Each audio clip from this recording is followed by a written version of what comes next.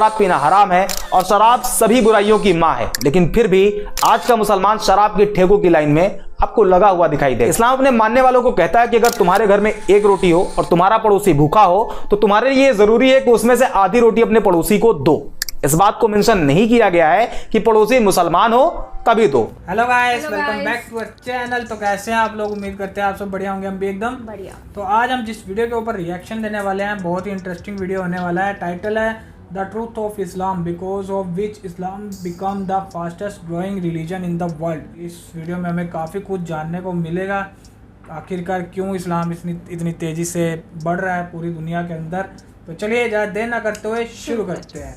Video के and तक बने रहिएगा। कुछ दिनों में आपने जरूर देखा होगा कुछ फेमस लोग जिनका कहीं ना कहीं एक अच्छा सोशल इंपैक्ट रहा, लोग उन्हें जानते थे, फॉलो करते थे, लेकिन न्यूज आई कि उन लोगों ने इस्लाम कबूल कर लिया। जैसे कि ब्रिटेन की अल्फ्रेड विलियम बेस्ट कंपनी के मालिक बिलियनियर अल्फी बेस्ट, ब्राजील के फेमस फाइटर नेसेमेंटो, रशिया के ऑर्थोडॉक्स चर्च के पादरी, अमेरिका के famous rapper डर्क Derek, famous internet celebrity Andrew Tate, Vivian Dsena, हिलेरियन हैगी, इंडियन यूट्यूबर परम सिंह। इतने ज्यादा नाम है कि बता पाना मुश्किल है। लेकिन एक सवाल आता है कि इस्लाम में ऐसा क्या है कि लोग इतनी तेजी से मुसलमान हो रहे हैं, दूसरे धर्मों को छोड़कर इस्लाम अपना रहे हैं। जबकि अगर देखा जाए कि एक ऐसा टाइम भी चल रहा है जिसमें इस्लामोफोबिया भी अपने चरम पे है, लेकिन फिर भी लोग, और वो भी इंटेलेक्चुअल पीपल, बाकी धर्म के कंपैरिजन में इस्लाम को ज्यादा इंपॉर्टेंस दे रहे हैं। आज की इस वीडियो में हम जानने की कोशिश करेंगे कि इस्लाम दुनिया का फास्टेस्ट ग्रोइंग रिलीजन क्यों है।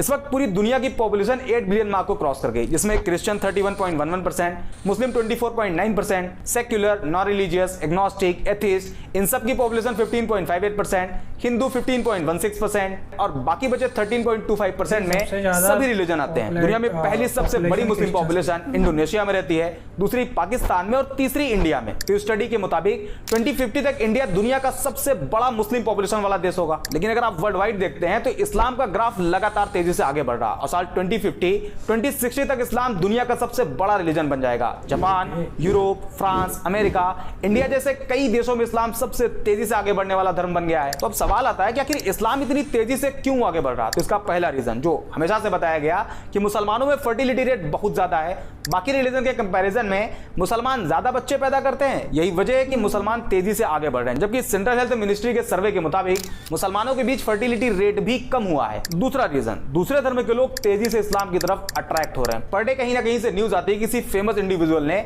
इस्लाम धर्म अपना लिया। कहीं कोई फेमस बिलियनियर होता है, तो कभी कोई फेमस फाइटर, तो कभी कोई फेमस रैपर, सेलिब्रिटी। ये उन लोगों की खबरें होती है जो कहीं ना कहीं फेमस होते हैं, लोग उन्हें फॉलो करते हैं। लेकिन ऐसे भी बहुत से लोग हैं जो इस्लाम अपना तो रहे हैं, लेकिन आम लोग होने की वजह से उन्हें सोशल मीडिया पर या न्यूज पोर्टल पर जगह ही नहीं मिल पाती। एक मोटा मोटा आंकड़ा आपको बताते हैं। द न्यूयॉर्क टाइम के मुताबिक अमेरिका के टोटल मुस्लिम पॉपुलेशन में 25% कन्वर्टेड मुस्लिम है और एक एस्टिमेट के हिसाब से करीब 20,000 से ज्यादा अमेरिकी हर साल इस्लाम कबूल कर लेते हैं। इसी तरह ब्रिटेन में करीब 6,000 लोग इस्लाम धर्म में शामिल हो जाते हैं। जापान भी एक ऐसा देश है जहां लोग तेजी से इस्लाम की तरफ आ रहे हैं। वसेदा यूनिवर्सिटी के अकॉर्डिंग पिछले 10 सालों में जापान में मुसलमानों की आबादी डबल से भी ज्यादा हो गई, जिसमें करीब 50,000 से ज्यादा जापानी लोगों ने इस्लाम कबूल कर लिया। और अभी हाल ही में एक रिपोर्ट आई जिसमें बताया गया कि दुनिया में मुस्लिम पॉपुलेशन 2 बिलियन मार्क को क्रॉस कर गई, जिसमें एक बड़ा नंबर कन्वर्टेड मुस्लिम का है। अब सवाल आता है कि आखिर लोग इस्लाम में कन्वर्ट क्यों हो रहे हैं, ऐसा क्या है इस्लाम में। तो इसका कोई एक जवाब नहीं। इस्लाम कबूल करने वाले लोगों से जब पूछा गया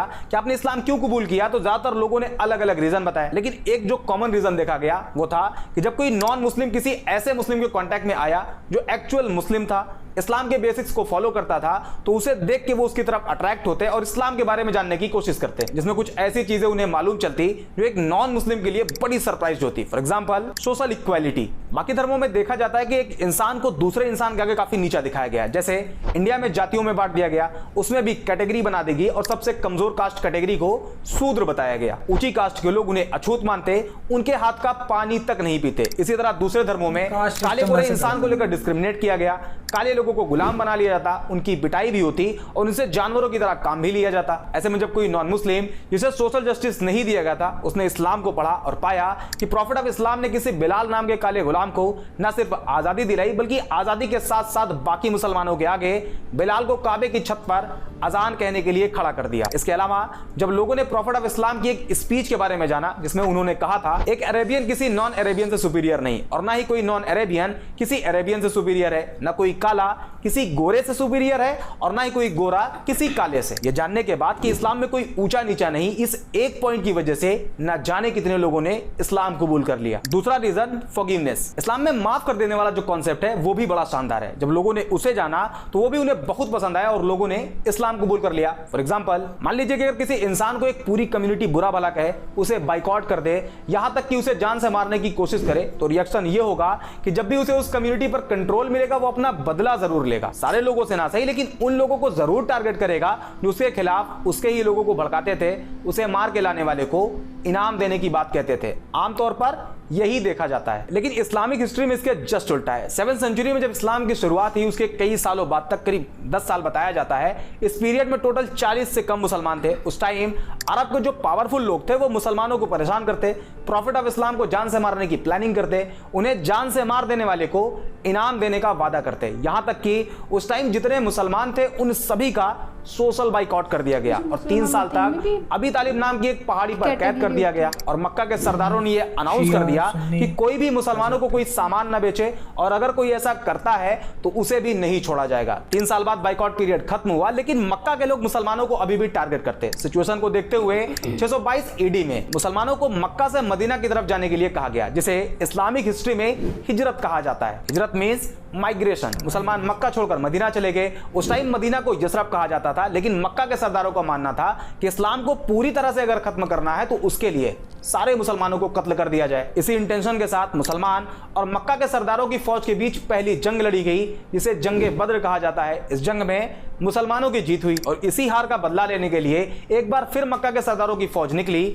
और इस्लाम की दूसरी जंग लड़ी गई, जिसे जंगे उहूद कहा जाता है। लेकिन 10 साल बाद जो मुसलमान मक्का छोड़कर मदीना चले गए थे वो एक मजबूत ताकत बनकर मक्का में वापसी करते हैं। उस टाइम मक्का के उन सरदारों में यह डर फैल गया कि हमने तो मुसलमानों को बहुत टॉर्चर किया है, प्रॉफिट ऑफ इस्लाम को जान से मारने की कोशिश करी है, आज मुसलमान हमसे ज्यादा पावरफुल हैं और अब वो हमें नहीं छोड़ेंगे। इस डर से बहुत से लोगों ने सरेंडर कर दिया और बहुत से लोग मक्का छोड़कर भाग गए। लेकिन जब प्रॉफिट ऑफ इस्लाम ने अपनी बात कहनी शुरू करी तो लोगों ने जो सोच रखा था वो उसके जस्ट उल्टा था और एक पब्लिक अनाउंसमेंट करी गई कि जिन जिन लोगों ने मुसलमानों को परेशान किया था, मुसलमानों को मारा था, मक्का छोड़कर मदीना जाने के लिए मजबूर किया था, उन सभी को माफ किया जाता है। ये एक सेंटेंस इतना इफेक्टिव साबित हुआ कि जो पहले इस्लाम को खत्म करना चाहते थे उन सभी ने इस्लाम कबूल कर लिया। और आज भी इसका इंपैक्ट इतना ज्यादा है कि जब कोई नॉन मुस्लिम इस्लाम के इस चैप्टर को पढ़ता है तो इस्लाम की तरफ अट्रैक्ट होता है। तीसरा और सबसे बड़ा रीजन है बिहेवियर। आज सोशल मीडिया पर इस्लाम की जिस इमेज को प्रेजेंट किया जा रहा वो इस्लाम की रियलिटी नहीं। हालांकि मैं ये भी क्लेम नहीं कर रहा कि इस्लामिक बेसिक्स के अकॉर्डिंग सारे मुसलमानों का बिहेव अच्छा है। इस्लाम तो कहता है कि शराब पीना हराम है और शराब सभी बुराइयों की माँ है, लेकिन फिर भी आज का मुसलमान शराब के ठेकों की लाइन में आपको लगा हुआ दिखाई देगा। बट अनदर हैंड कुछ मुस्लिम्स ऐसे भी हैं जिनका behave as it is Islamic basics के हिसाब से आज भी है। फॉर एग्जांपल, इस्लाम अपने मानने वालों को कहता है कि अगर तुम्हारे घर में एक रोटी हो और तुम्हारा पड़ोसी भूखा हो तो तुम्हारे लिए जरूरी है कि उसमें से आधी रोटी अपने पड़ोसी को दो। इस बात को मेंशन नहीं किया गया है कि पड़ोसी मुसलमान हो तभी दो, बल्कि कोई भी हो, किसी भी रिलीजन को फॉलो करता हो, आपको उसके साथ वैसे ही बिहेव करना है। और आज के टाइम पर जब कोई नॉन मुस्लिम किसी एक्चुअल मुस्लिम के बिहेव को ऑब्जर्व करता है तो वो उसके बिहेव से अट्रैक्ट होता है और ये रीजन इस्लाम को इतनी तेजी से आगे बढ़ने में सबसे बड़ा रोल प्ले कर रहा है। इसके अलावा justice, tolerance, patience, peace, day of judgment और भी बहुत से रीजन है जिस वजह से लोग इस्लाम को बाकी धर्म के कंपैरिजन में ज्यादा प्रेफर कर रहे हैं। और ये जो आजकल बड़े बड़े सेलिब्रिटी इस्लाम एक्सेप्ट कर रहे हैं उसमें इस्लामोफोबिक एडवर्टीजमेंट भी इस्लाम की मदद खूब कर रहा, क्योंकि जब लोग एंटी इस्लामिक क्लेम करते हैं तो इसका इंपैक्ट पॉजिटिव और निगेटिव दोनों तरह से होता है। निगेटिव ये कि नॉन मुस्लिम कम्युनिटी में इस्लाम को लेकर नफरत बढ़ती है, जबकि इसका पॉजिटिव साइड ये है कि लोग उस एंटी इस्लामिक क्लेम को क्रॉस चेक करने के चक्कर में इस्लाम को पढ़ना शुरू कर देते हैं, जिसमें उन्हें अभी बताए गए पॉइंट्स मिलते हैं जो कि क्लेम से रियलिटी बिल्कुल अलग होती है and eventually they accepted Islam. I hope ये वीडियो आपको पसंद आई होगी, अगर हाँ तो लाइक एंड शेयर जरूर कर दें। बाकी मिलते हैं अगले वीडियो। एक छोटी सी वीडियो है, मतलब बहुत ज़्यादा बड़ी वीडियो नहीं है, और इन्होंने बहुत अच्छे से एक्सप्लेन किया कि क्यों रियलिटी में लोग जो है इस्लाम में कन्वर्ट होते हैं अपना धर्म छोड़ के। हाँ, तो उसके बेसिक से जो इन्होंने रीज़न बताया, सबसे बढ़िया जो रीज़न था बिहेवियर, है ना। हाँ। तो ये चीज़ मैंने भी नोटिस किया, मेरे भी एक दो फ्रेंड्स हैं जो आसपास के तो इस्लाम जो मतलब कि मुस्लिम हैं, और बिहेवियर की अगर बात की जाए, उनका वे ऑफ टॉक, बात करने का तरीका जो होता है, जो लहजा होता है, वो बहुत ही प्यारा होता है। सो और दूसरों के प्रति जो उसमें मतलब कि होता है ना, एक दया भावना उनके मन में होती है।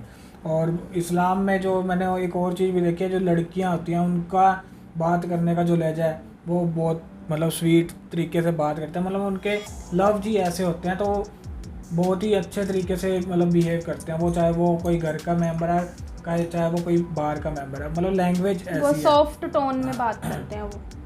मतलब ये जो उर्दू लैंग्वेज होगी, जो मतलब जो जितनी भी लैंग्वेज हैं, जो इस्लामिक लैंग्वेज होगी, बहुत ही प्यारी लैंग्वेज है। तो इसमें मतलब कि ऐसे है ना कि बहुत टच कर जाती है सामने वाले को, जो लैंग्वेज होती है इनकी, बात करने का जो सलीका होता है इनका, है ना।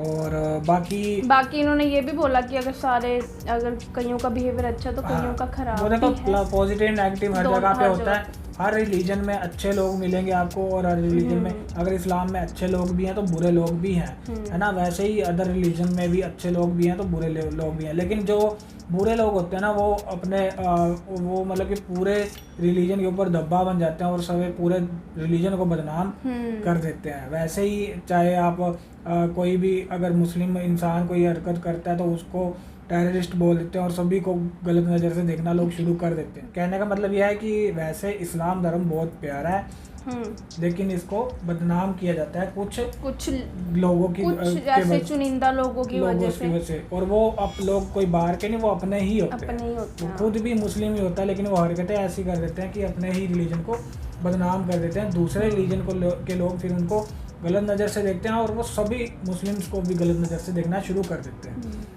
जो मुझे इस वीडियो से समझ आया। बाकी सबका अपना अपना नज़रिया है, अपनी नज़रिए से इंसान देखता है। हाँ, तो आई होप आप सबको वीडियो अच्छा लगा। अगर आपको अच्छा लगा तो वीडियो को फटाफट से कर दीजिए लाइक, चैनल कर लीजिए हमारा सब्सक्राइब, और अपने फ्रेंड सर्कल में वीडियो शेयर करना बिल्कुल मत भूलिएगा।